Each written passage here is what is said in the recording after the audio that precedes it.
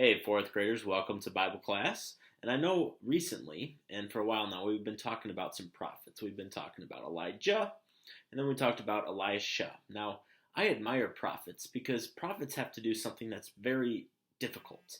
They have to be able to give out information that comes from God, and the people that they give the information to normally do not want to hear the information because normally it's some bad news, like maybe, for example, the people have been disobeying God and God wants to tell them to stop or that they're going to be punished.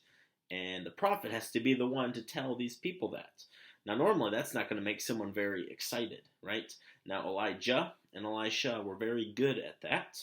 And the person who we will now be talking about, he was in a really, really tough situation because Israel is now starting to slowly go downhill. Their kings are not good. They're not following the Lord, and therefore God is not happy with them. More specifically, King Jeroboam II, he has not been a good king. And Amos is our prophet. Amos has to go tell Jeroboam that some terrible things are going to happen.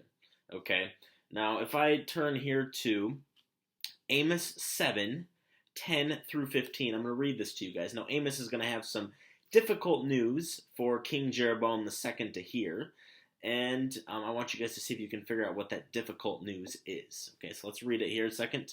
Amos 7:10 through 15.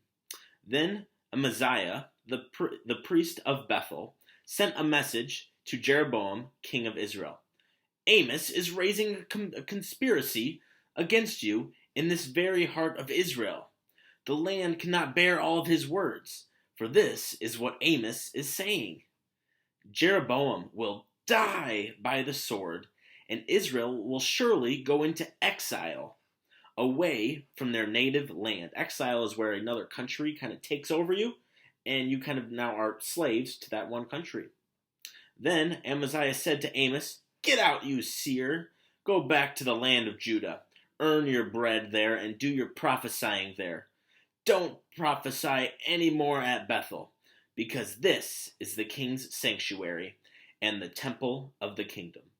Amos answered Amaziah, "I was neither a prophet nor the son of a prophet, but I was a shepherd." So he wasn't even a prophet, nor he didn't really have any schooling in prophecy.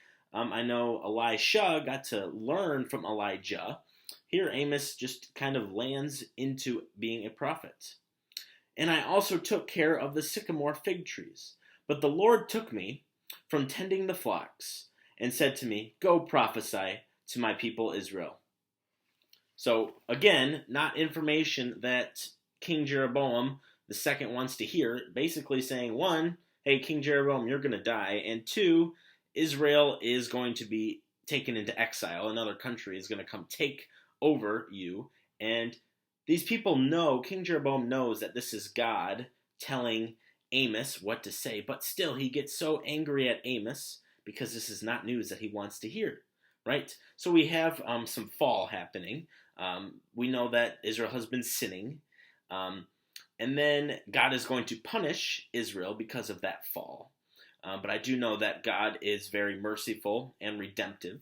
And I want you guys to go take a look in the passages of Amos.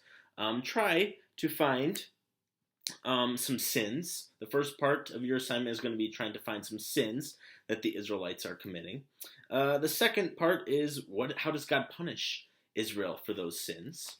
And then the third part of your assignment is going to be how does God show mercy for all of these. Like, even when the Israelites are sinning, how is God merciful to the Israelites? Because we know that we serve a God who is very merciful, but yet very powerful, and an all-knowing God. Well, hey guys, let me know if you have any questions. Your assignment should be on Google Classroom. And as always, I'll see you guys later, and hey, wash your hands.